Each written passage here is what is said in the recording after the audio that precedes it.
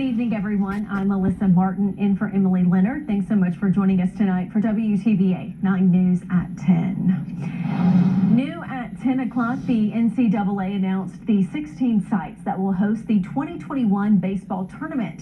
And just down the road, Ole Miss fans are gearing up for a big weekend in Oxford. WTVA's Taylor Tucker joins us live in Oxford tonight to get a feel for what this weekend will be like off the field. The Ole Miss baseball team will host a regional for the third time in a row. Today I spoke with local employees from bars, restaurants, and retail stores, and even hotel employees to tell me what this weekend means for them.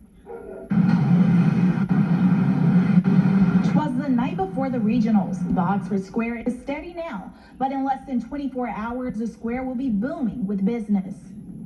This means that the square is about to be packed to the max. And whether you're supporting the Ole Miss Rebels or any other team, the Unlimited Clothing Store is preparing for fans to come in to buy gear for the weekend. We'll definitely see a big influx of people coming in this weekend to get their Ole Miss shirts, their Rebel baseball shirts, to go out and support their team. And what's a celebration without the bars on the square? And more people in Oxford definitely means more people on the square. I mean, you can't come to Oxford and not come to the square and come to see all these, wonderful businesses. Bartender Ben Lempton said even though it means more work, they are looking forward to the large crowds. It's not only good for business, but it's good for Oxford's reputation. I think with this being the third regional we've had in the 4 years that I've been in school here, it's really gathered a large fan base of us and, kind of set a precedent that Oxford is a great place to be. And after all the fun, of course, fans are going to want a place to lay their heads. Chancellor House front desk agent Ashley Williams said when big events happen in Oxford, it means one thing. As we primarily sell out every time because people like to stay with us. This year, the Chancellor's House is completely booked for another event, but any type of business they get is a good way to bounce back after a year in a pandemic. Especially coming through kind of sort out of a pandemic. It means a lot to us because our business has grown. No matter who the fans are supporting this weekend, for businesses in Oxford, they know they all win economically. We all like to support our Rebels, and they come out. We're here to provide for them, and it's a lot of fun. The Rebels will play tomorrow at 7 p.m. against Southeast Missouri. And after the game, fans can travel over to the square and go to the bars because guess what, guys? The bars don't close until 1 a.m. Reporting live in Oxford, Taylor Tucker, WTVA 9 News. College baseball coverage on WTVA 9 News is sponsored in part by Evans Plumbing and AC, Game Day Haircuts, and Reed's Department Store. Tonight is game night for one of the College World Series in Omaha. For the first time in school history, the Ole Miss Rebels have a chance at a national title. It's also the first time in Omaha for WTVA's Matt St. Jean and Bronson Woodruff. They are standing by live at Charles Schwab Field as we get closer to game time.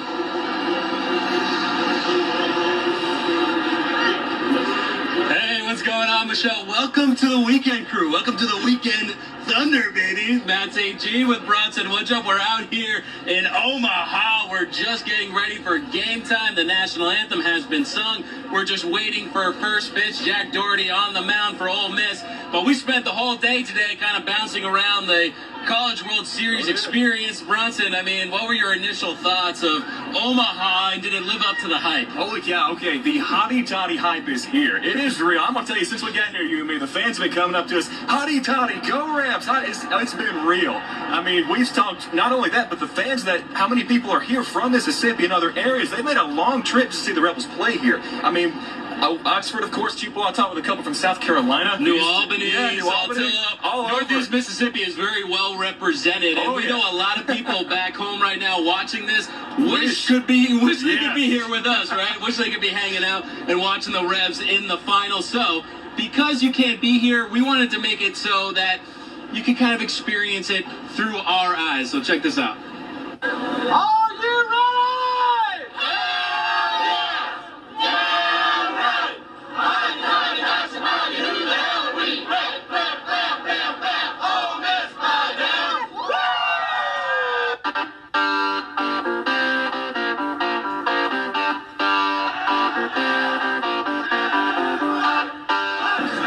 like seeing the Rebels go on this run? Hey, I'm speechless when they won against Arkansas. It's just unbelievable.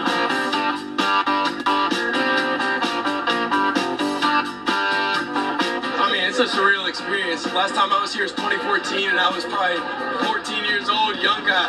Now I'm in college. We're here.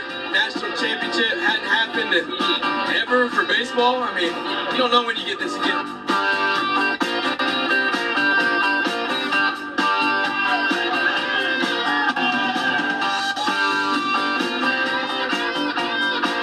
Unbelievable. 64th team to get in. Now we're at the pinnacle. History, just unbelievable experience right now for the Rebels and Rebel Nation.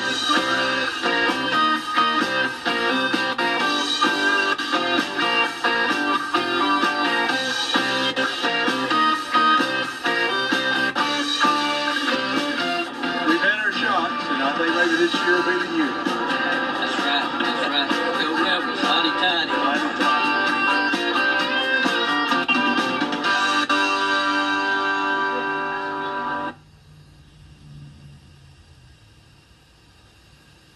Omaha, but now it is game time. Ole Miss and Oklahoma. Ole Miss is the away team, so Oklahoma a little bit of an advantage. They haven't lost in Omaha so far, but ain't no time like the present. I think we're all Rebel fans here. We want to bring that national championship, and it all starts right now. For Bronson Woodruff, I'm Matt St. Jean. We'll see you later on tonight. Michelle, back to you in the studio.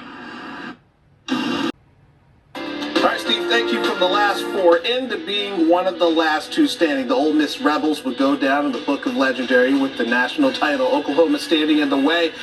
Both pitchers spectacular through five, but John Spikerman, the freshman, not afraid of the moment. The bunt goes down, but the throw goes into right field. So now we have a problem on the base path, Zubin. We got runners now at second and third, but Ole Miss, they're going to take another look at it and challenge it. Why? Because they're saying that Spikerman wasn't in the correct running lane and didn't allow Tim Elko to catch the ball. So after further review, Spikerman's called out, the run taken off the board. Elko loves the call.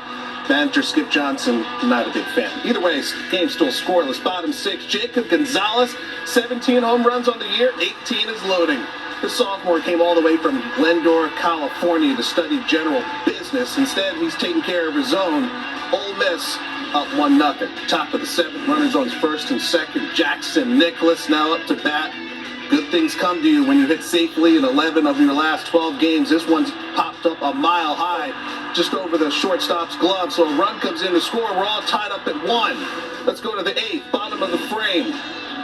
Trev and Michael trying to get out of a jam. He's not on the same page with catcher Jimmy Crooks. And a run comes in to score. Michael threw 6 wild pitches all year. He threw 2 Sunday alone. So the Rebels up 3-2. Go to the ninth. Brandon Johnson coming in with 68 strikeouts and 40 innings pitched. Wallace Clark, sit down. Ole Miss now 2 outs away. 36 RBI for Nicholas as a freshman. He needed 37. We're 1 out away from a national championship and keeping that bad boy in the Magnolia State. And there it is. Ole Miss, your champions for the first time in program history. The 8th national champ since 09 coming out of SEC. Coach, what do you think about these seniors? There's not a group of seniors that ever wore the Ole Miss uniform that won as many games as these guys. They've won so many games, and to get this opportunity, they made the most of it. One of the challenges when we won in Hattiesburg was don't go there just to show up, go to win. And, and of course they did, and they were terrific. There's so many words to describe it. I mean, I'm just blessed to be here, be a part of this team, this coaching staff. I mean, we've never quit. We never gave up. Even when the odds were in our favor, we just kept it going. We just battled together.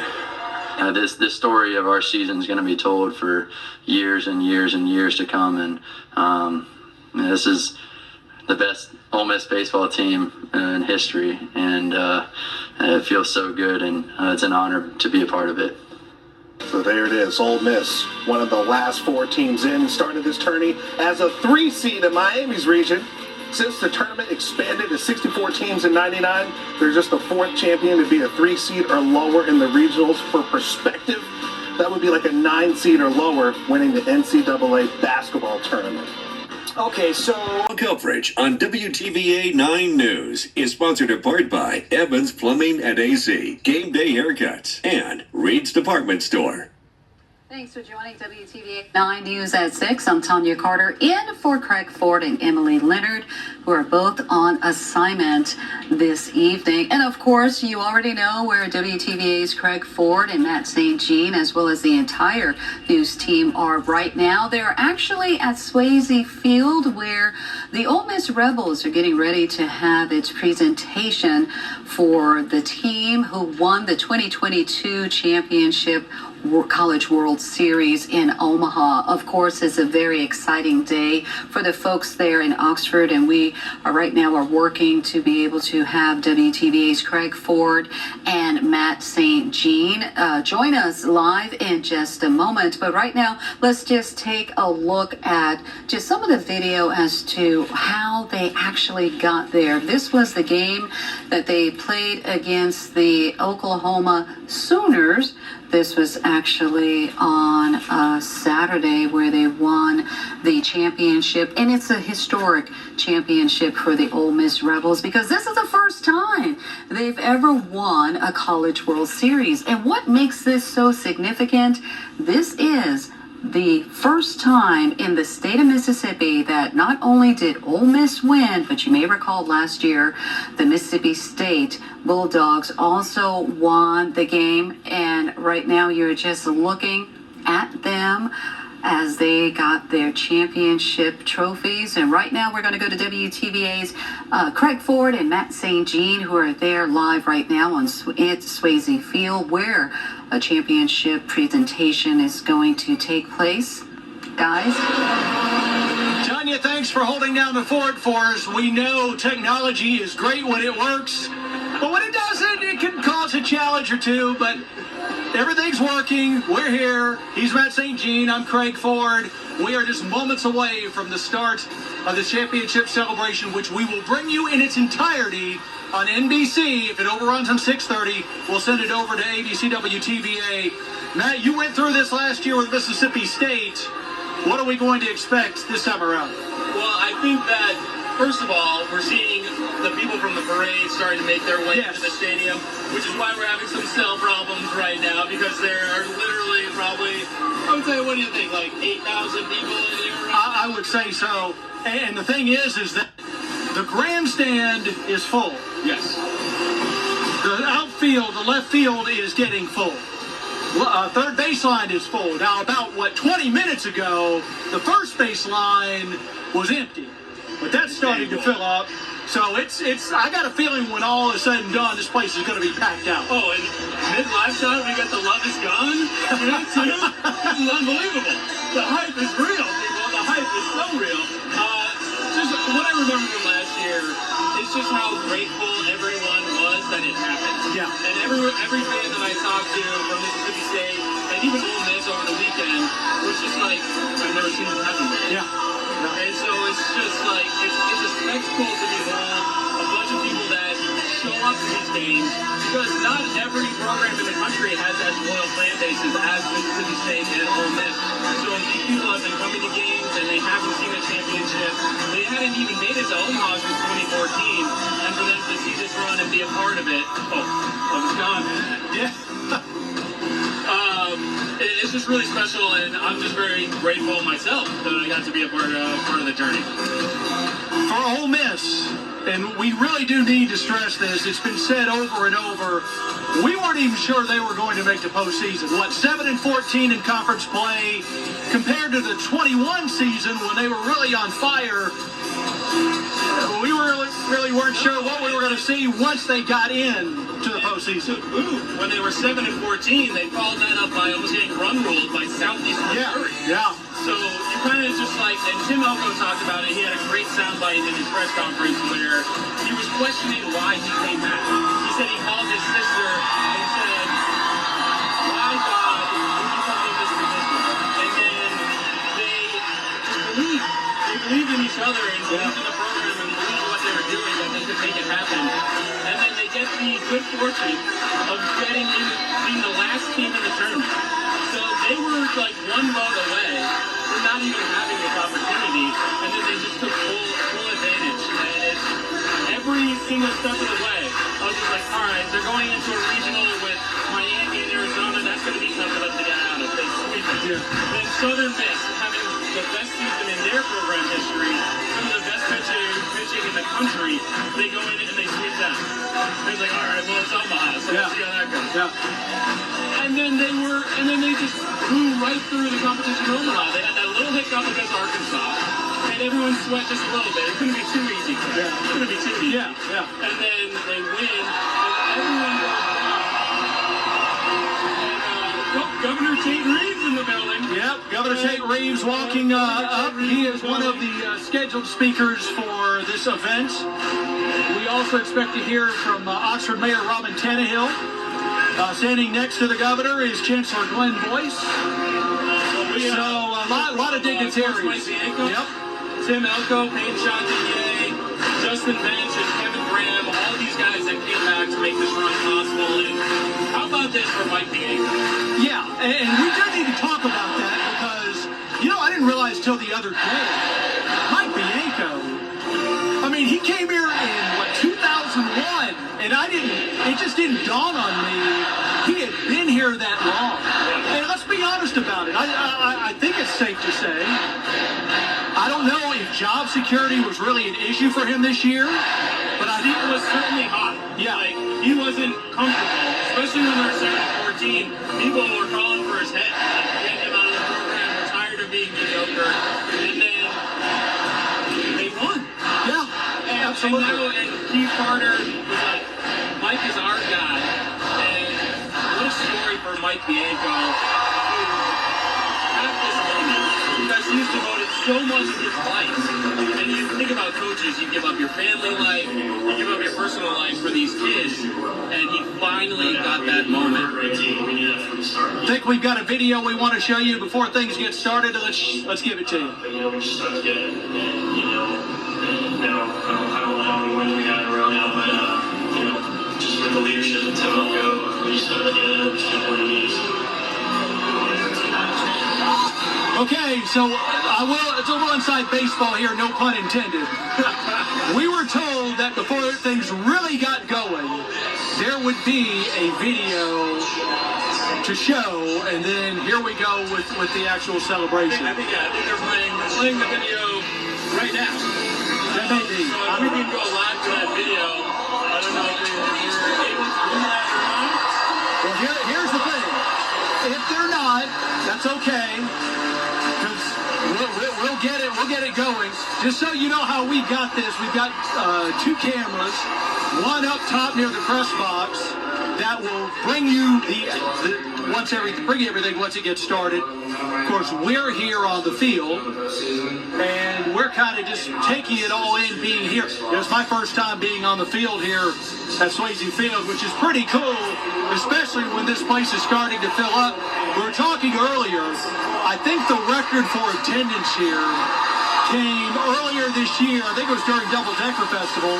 One of the games with Mississippi State, they got more than 12,500. I think the listed capacity for Oxford University Stadium is 11,400 or something like that, but they both passed that. And I think it may not be a record, but we're going to have a lot of folks here for this celebration, and rightfully so, considering, we go back to Mike Bianco.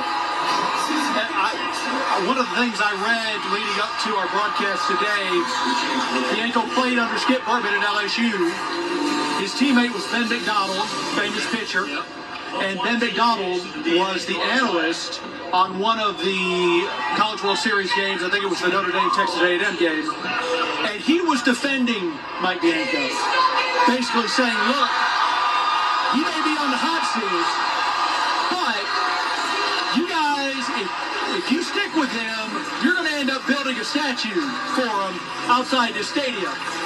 Now, I don't know if they're going to do that, but you know what? Feel something. But consistency paid off. You know as well as I do, coaching is not the most stable profession. And the fact that he's been here more than 20 years, and it's not like they've had bad teams. They just have not been able to, they've struggled in super regionals. They've been to the College World Series, as you mentioned, 2014, couldn't clear that barrier. And then this year, it was just, so they got in. We'll see what happens. Everything got clicked into place, and what was really cool about the whole journey is that at the beginning of the season, everyone was talking about the Ole Miss pitching as like the weakness. Yeah. And then that really ended up being their strength. And part of that is a Tupelo guy, Hunter Elliott, who was pitching in the North Half Finals for Tupelo a year ago. And then there he was in Game 2 of the Super Regional and clinched it to get to Omaha. And then he's pitching Game 2 of the College World Series Final and gave them an excellent chance to win. And just having that Mississippi guy be a part of that, which is very cool for our viewing area. And I know talking to a lot of fans before and after the game, we're just so proud. We're so proud of the Tupelo guy that got the job done. We got to go to break, but don't go away. We'll be right back here with more live coverage of the Ole Miss Baseball Championship celebration. I didn't.